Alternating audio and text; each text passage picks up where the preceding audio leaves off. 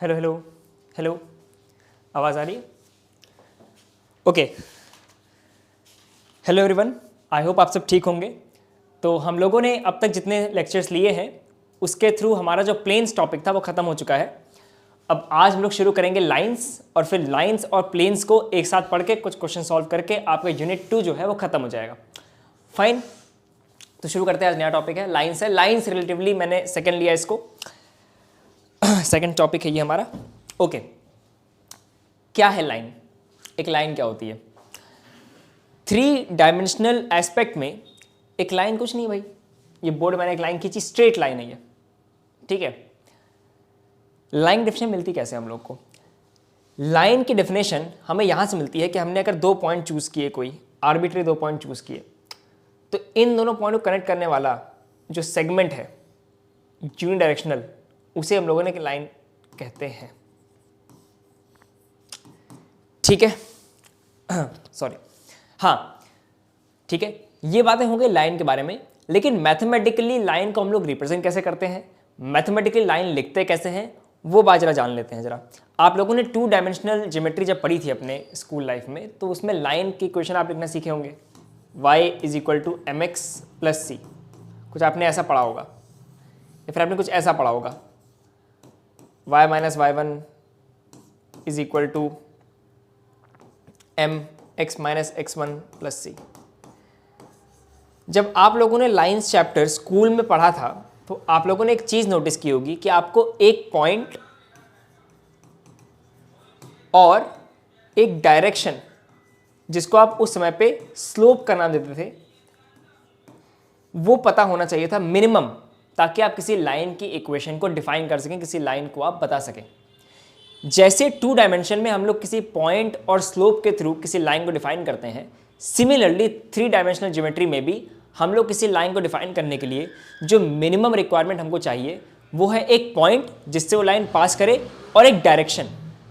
तो अगर हमको कोई पॉइंट पता है जिससे लाइन पास कर रही है, और एक डायरेक्शन पता है कि उस पॉइंट से, अब देखो भाई, मान लो ये पॉइंट है स्पेस में, अब इस पॉइंट से पास करते हुए लाइन्स कितनी हो सकती हैं? इनफाइनाइट, या अनंत लाइनें हो सकती हैं। लेकिन सिर्फ एक ही लाइन होगी जो एक पर्टिकुलर डायरेक्शन की ओर पॉइंट करेगी, ठीक? समझ में आ गया? मतलब कि एक लाइन को डिफाइन करने के लिए एक पॉइंट और एक डायरेक्शन हमको चाहिए। फाइन, अच्छा, अब शुरू करते हैं अपना टॉपिक। ये तो एक छोटा मोटा इंट्रोडक्शन था। अब एक्चुअल टॉपिक यहां से शुरू होगा कि लाइन को लिखा कैसे जाए। लाइन को लिखा कैसे जाए? देखो भाई, तो सबसे पहले जो होगा वो है हमारा वेक्टर फॉर्म। लाइन को लिखने का वेक्टर फॉर्म, कि वेक्टर के थ्रू लाइन को लिखे कैसे। तो जैसे मैंने कहा था आपको, प्लेन्स में जैसा हमने किया था कि प्लेन्स में हमने हर तरह की प्लेन की इक्वेशन डिराइव नहीं की थी, हमने जो सबसे सिंपल फॉर्म होती है, नॉर्मल फॉर्म या कार्टेशियन फॉर्म, उसको डिराइव किया था, और बाकी सारे फॉर्म्स हमने लर्न किए थे, ठीक है। सिमिलरली हम लोग लाइंस में भी यही करेंगे कि हम लोग जो वेक्टर फॉर्म है उसका एकदम बढ़िया से पीएचडी करेंगे, और जो बाकी फॉर्म्स हैं उसको आप रट करिएगा, ठीक है, उसको लर्न करिएगा अच्छे से, फिंगर टिप्स पे अपने फॉर्मूला रखिएगा, ठीक है। बिकॉज सिर्फ डेरिवेशन करने जाएंगे तो वो आपके किसी काम की भी नहीं है, आपको बस कॉन्सेप्ट लगाना चाहिए, कॉन्सेप्चुअल चीज़ें है क्या, ठीक है, एमसीक्यू के लिए। फाइन, बाकी अगर फिर भी अगर आपको लगे कि आपको कोई पर्टिकुलर डेरिवेशन चाहिए, ठीक है, आपको बहुत है जिज्ञासा इस चीज़ की, तो आप पक्का कमेंट करिए और मैं आपके लिए वो डेरिवेशन लेके आ जाऊँगा नेक्स्ट क्लास में, ठीक है। खैर, let us not beat around the bush and start with the topic now, vector form. अब हमारा मूल धर्म क्या है यहाँ पे, कि हम लोग को एक लाइन की इक्वेशन ड्राइव करनी है, कि लाइन की इक्वेशन में लाऊं कैसे। अच्छा, मान लो ये मेरा ओरिजिन है, बहुत ध्यान समझिएगा, बड़ी खूबसूरत चीज़ है ये डेरिवेशन इसकी। मान लेते हैं कि मुझे लाइन के, एक लाइन है क्या, मान लो ये जो लाइन है 3D स्पेस में जो मैंने लाइन बनाई है, इस लाइन पे बहुत सारे पॉइंट्स होंगे, बहुत सारे पॉइंट्स होंगे। इन हर पॉइंट को रिप्रेजेंट करने वाला एक वेक्टर लेता हूं मैं, आर वेक्टर। ये वेक्टर क्या है? ये आर वेक्टर इस लाइन पर लाई करने वाले हर पॉइंट को डायरेक्ट कर रहा है, ठीक है, उनका पोजीशन वेक्टर है ये आर वेक्टर क्या है? इस लाइन पर लाई करने वाले सारे पॉइंट्स का पोजीशन वेक्टर, एक जनरल वेक्टर है ये, जनरल वेक्टर। हमको इसी आर वेक्टर को लिखना है। अगर हमको आर वेक्टर के सारे पॉइंट्स मिल जाएंगे, हमको लाइन मिल जाएगी, ठीक है। अच्छा, अब मानते हैं हमारे पास कि ये एक पॉइंट है ए, जो हमको नोन है x1, y1, z1, ठीक है, ये एक पॉइंट है, हमको नोन पॉइंट है ये, और इसका जो डायरेक्शन वेक्टर है वो है मान लो r1 वेक्टर, लेट्स से, ठीक है, r1 वेक्टर बोल देते हैं इसको, ठीक है। ये r1 वेक्टर क्या है, ये इस पॉइंट का पोजीशन वेक्टर है। अब मुझे इस लाइन की इक्वेशन लिखनी है। अच्छा, मान लेते हैं कि इस लाइन के अलोंग एक वेक्टर है m वेक्टर। ये m वेक्टर क्या है, आप कह सकते हो कि ये m वेक्टर हमको इंफॉर्मेशन दे रहा है लाइन के drs के बारे में, डायरेक्शन रेशियोज के बारे में। हम आपको पढ़ा चुके हैं कि डायरेक्शन रेशियोज का मतलब होता है कि किसी वेक्टर का या किसी लाइन का डायरेक्शन देता है वो, डायरेक्शन रेशियोज, ठीक है। जब हमने डायरेक्शन कोसाइंस और डायरेक्शन रेशियो आपको पढ़ाए थे तो आपको ये बात मैंने आपको बताई थी, ठीक है। तो यहाँ पे हमारे पास तीन चीज़ें हैं।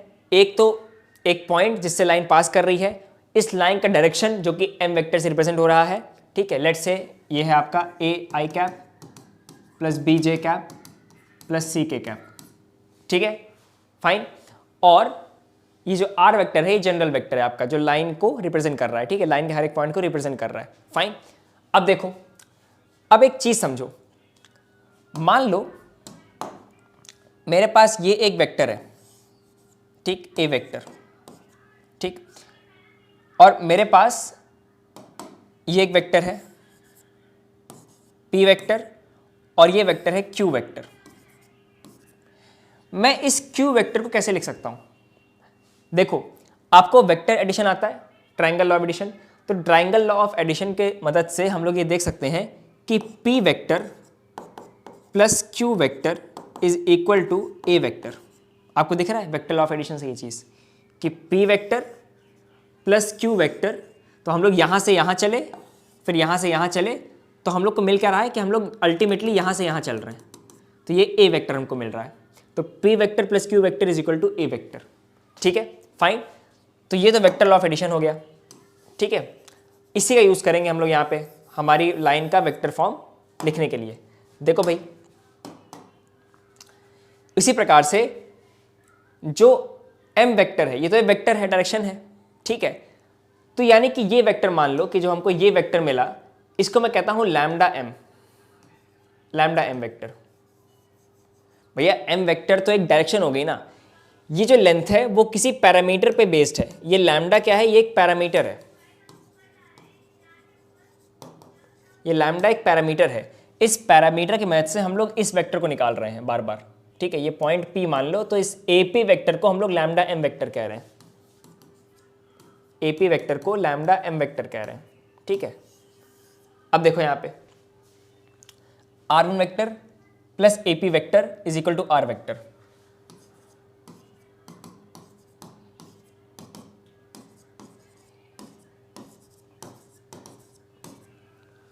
ठीक है, बस ये है हमारी लाइन की वेक्टर फॉर्म।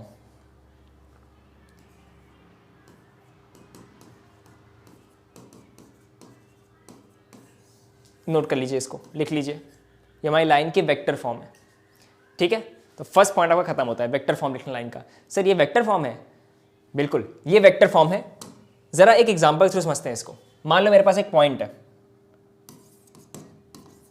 मेरे पास एक पॉइंट है 1, 2, -3, और एक लाइन है, वेक्टर है i cap -2j cap plus 3k cap. एक लाइन की इक्वेशन निकालिए जो इस पॉइंट से पास करती हो और उसका डायरेक्शन वेक्टर इस वेक्टर के पैरेलल हो, ठीक है। एक लाइन की इक्वेशन निकालिए जो इस पॉइंट से पास करती हो और उसका जो डायरेक्शन वेक्टर है वो इस वेक्टर के पैरेलल हो। तो उसे कैसे इक्वेशन कैसे लिखेंगे? हमने भी क्या सीखा कि r vector is equal to r1 vector plus lambda m vector. तो ये r1 क्या है? उस पॉइंट का पोजीशन वेक्टर जिससे लाइन पास कर रही है। तो यहाँ पे क्या हो जाएगा? वो ये हो जाएगा i cap plus 2j cap minus 3k cap, ठीक है। और ये लैम्डा वेक्टर क्या हो जाएगा? लैम्डा m मतलब direction ratio of the line, ठीक है। अब ये लाइन क्योंकि इस वेक्टर के पैरेलल है तो जो इस वेक्टर के डायरेक्शन रेशियो है वही इस लाइन के डायरेक्शन रेशियो हो जाएंगे, ठीक है। तो i cap minus 2j cap plus 3k cap. तो मिल गया हमको इक्वेशन ऑफ लाइन भाई, खत्म। R vector is equal to this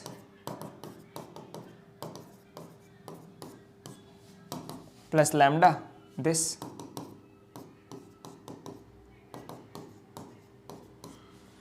this is your answer, vector form of line.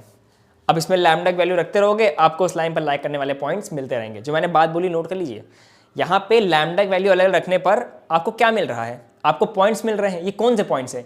ये उस लाइन पर लाइक करने वाले पॉइंट्स हैं। इसलिए लैम्डा की मदद से आप उस लाइन को डिफाइन कर रहे हो। ये पैरामीटर है, आपने पैरामीटर चेंज कर दिया, आपको लाइन पे लगने वाले पॉइंट्स मिलते गए। ठीक है, फाइन। तो ये लाइन की अब इसको आप चाहो तो रीअरेंज कर लो, कैसे भी कर लो, लेकिन हाँ अल्टीमेटली यही फॉर्म है, इसी के साथ खेलते रहो। ठीक है, ये आपकी वेक्टर फॉर्म हो गई लाइन की। अब इसी वेक्टर फॉर्म से आपकी आती है कार्टेशियन फॉर्म। ठीक है, कार्टेशियन फॉर्म कैसे भैया? R vector is equal to r1 vector plus lambda m vector. अब अगर मैं